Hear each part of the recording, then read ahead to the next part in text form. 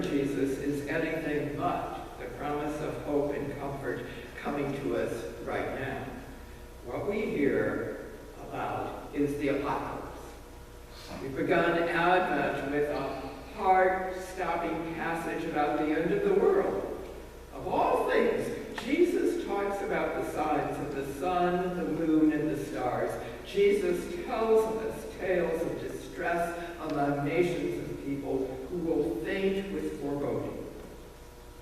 Just when we're setting up our nativity scenes with a sleeping Jesus lying in a manger, we hear these words from a grown-up Jesus and a just about to die Jesus, who is standing in the temple in Jerusalem teaching about coming catastrophe, the destruction of the temple by the Romans in the year 70, which the author of Luke probably knew about when he wrote the gospel about 15 years later.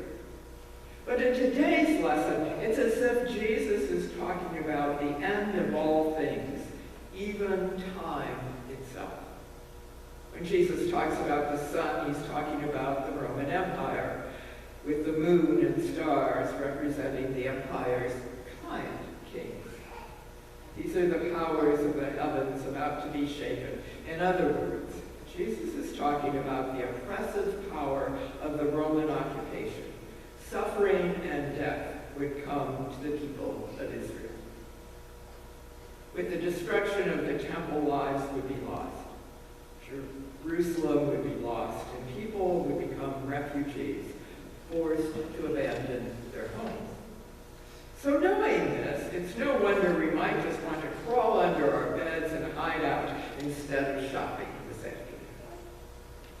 We might even argue a little bit with Jesus as we blurt out, what you're saying isn't what we want to hear. This isn't what Advent is supposed to be about. Tell us another story, Jesus.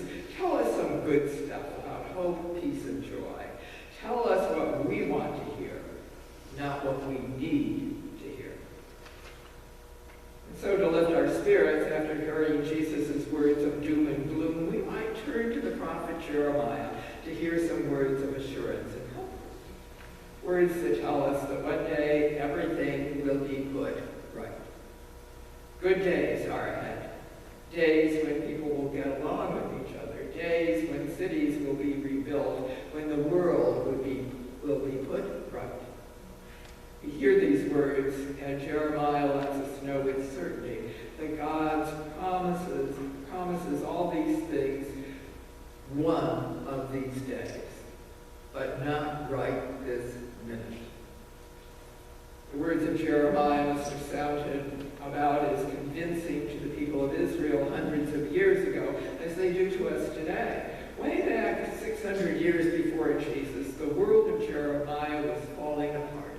Jerusalem and Judah were being destroyed. The people were about to be overrun and carried off into exile. It was murder, madness, and mayhem in those days, just as it may seem to be for us today. Everywhere we turn, we hear it. We're bombarded with the news of more senseless killings.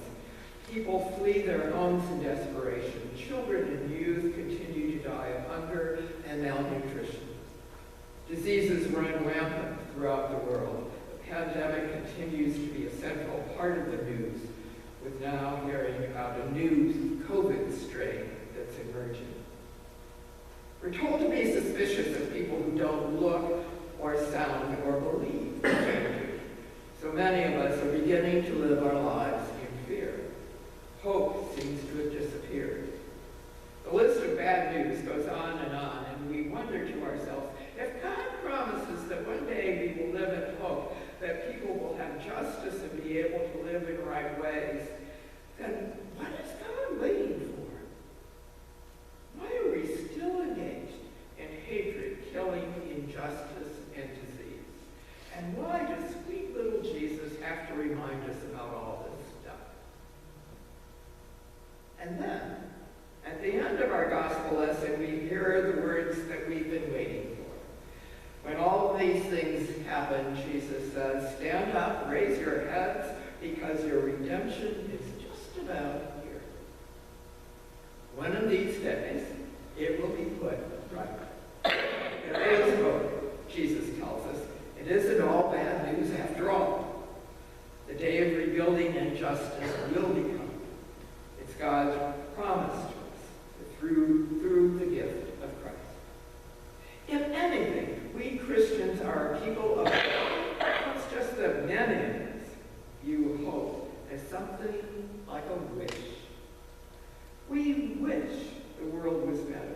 We wish that people helped each other. We wish for a lot of these things to happen. But hope is different. Hope is a challenge. It's an expectation that we will actually do something to bring hope to the hopeless world. And that's not such an easy thing to do. Hope means that we will be brave enough to take some action, to make a difference in someone's life, to change our views and opinions, to try to understand folks we don't want to understand. The challenge of hope is that we are the ones who help bring the promise of redemption to the world. It was 10 o'clock in the morning on December 3rd, Mildred's birthday, and she was absolutely certain that if she sat in her leather lounge chair next to the phone, eventually her son would call. So Mildred sat there with a stack of reading material that would last a week. Before settling in, she decided that another cup of coffee would be a good idea. Retreating to the kitchen, she chose a mug decorated with a majestic peacock in full feather. Mildred spooned some instant coffee into the mug as she began waiting for the water to boil. She stood there wondering why a watched pot never does boil. Finally, Mildred was able to return to her lounge chair. No sooner had she selected some reading material from her stack than the phone rang. Not wanting her son to think she was just sitting there waiting for his call, she let the phone ring 3 times before grasping the receiver, convinced that her son, Garrett, was on the other end of the line. Mildred was greatly disappointed to hear the bold, raspy voice of her second-floor neighbor, Edna. Edna was just the opposite of everything Mildred treasured in a human being. Edna was loud, somewhat overweight in a lumpy sort of way, and as far as Mildred was concerned, Edna was overly friendly and virtually without taste. And she was scatterbrained. "Good morning, Millie," an overly exuberant voice shouted. No one ever called Mildred Millie. It was unthinkably cute. "Good morning, Edna," came Mildred's aloof and cold reply. "Listen, honey," Mildred shuddered. Edna continued, "I'm having a little luncheon here today. I've invited the Vietnamese cleaning ladies. They're so nice, don't you think? They really are." Edna always answered her own questions. Edna went on. "Ruth Hofroth from the 3rd floor is going to teach us how to make Christmas ornaments out of those funny little things. What do you call them? They aren't pine cones. Edna, you're losing your mind." "That happened a long time ago," judged Mildred. "Teasels," Edna erupted. "They're teasels. Can you imagine? Well, you know Ruth, she's so clever. Anyway, we're going to make Christmas raccoon ornaments and take them over to the children's home. I'd love for you to come. I'm serving cream of mushroom soup and fresh biscuits." There was the slightest pause in Edna's bouncy speech, giving Mildred a chance for a quick response. "I'm sorry, Edna, but I'm terribly busy today, and I have to cut our conversation short because I'm expecting a important phone call." Out of a profound sense of politeness, Mildred added, "I do thank you for your thoughtful invitation." Mildred was a bit concerned that she may have sounded rude, but she wasn't about to attend any soup and biscuit Christmas raccoon ornament party with cleaning ladies, no less. Finally, Mildred was once again able to settle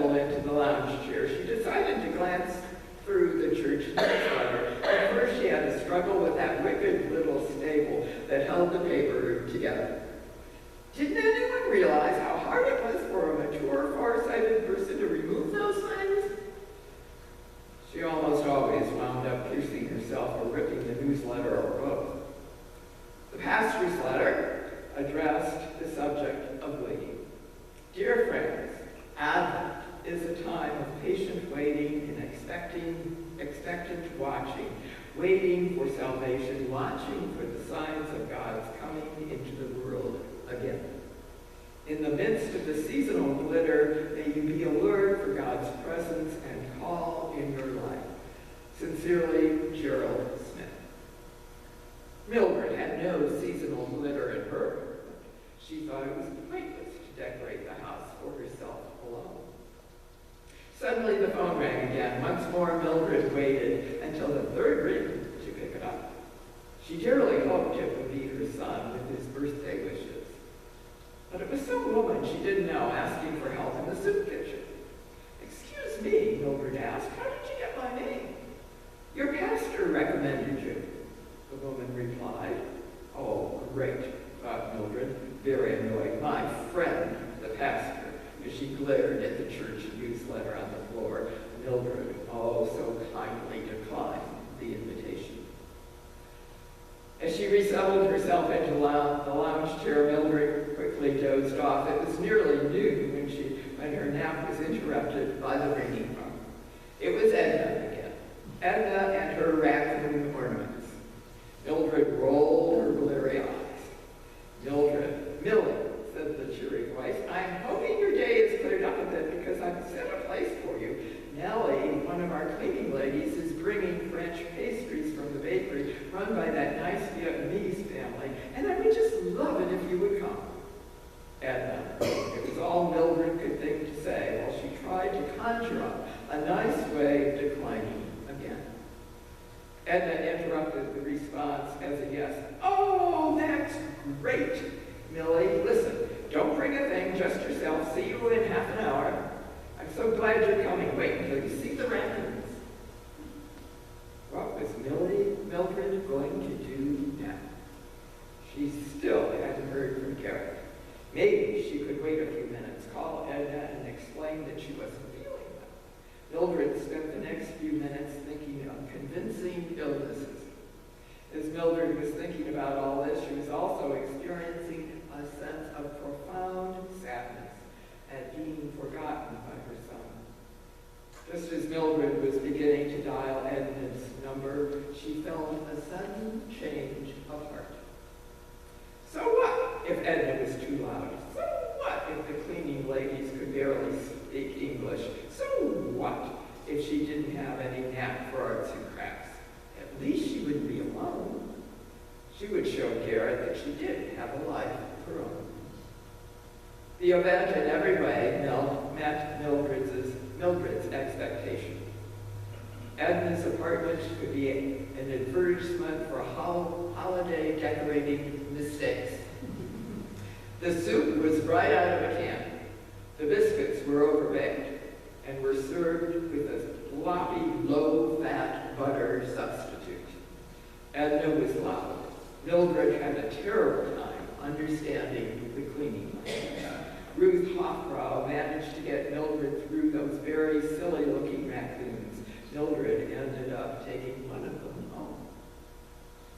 However, the afternoon also exceeded Mildred's expectations. A few wonderful things happened. Edna kept using the expression, count your blessings. And after a while, Mildred began to review in her mind all her blessings. She counted her health, her wonderful memories, her son's happy marriage and family. She was grateful for the French pastries, which were the closest thing she would get to a birthday cake. The smiles on the faces of the cleaning ladies, whom she now knew personally, who were lovely and contagious with their friendliness. And Edna, for all her oddness, held a kindness and generosity of spirit that was downright inspiring. Back in her apartment, Mildred checked the answering machine. no happy birthday wishes. She glanced over at the lounge chair and felt a little ridiculous about the way she had spent the morning waiting in the worst way. Maybe tomorrow she would call the soup kitchen and offer to volunteer after all. Mildred reread the pastor's letter and thought again about patient waiting and expectant watching and being alert to God's presence and call in her life. Mildred discovered some red yarn in her sewing basket and tied the silly little raccoon to a ring in the center of her living room light fixture. She laughed openly as she discovered how it brightened the room. That little raccoon was a birthday present and a Christmas gift. It was a reminder that sitting like a blob in a lounger was no way to experience the realm of God. The ornament was a symbol that in spite of her son's neglect, in the remarkably diverse family of God, Mildred was not forgotten. As Eugene Peterson in The Message points out, get off your knees and up on your feet. Stand tall with your heads held high. Help is on the way. May we remember that none of us is forgotten. Wait, watch, love, and above all things, hope. Amen.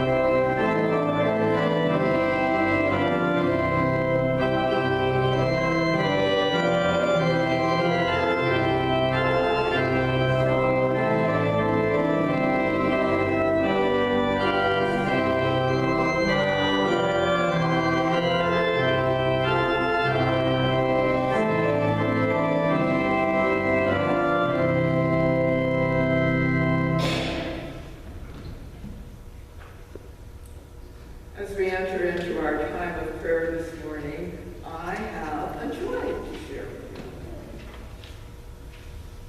Unfortunately, it's not the joy I wanted to share with you.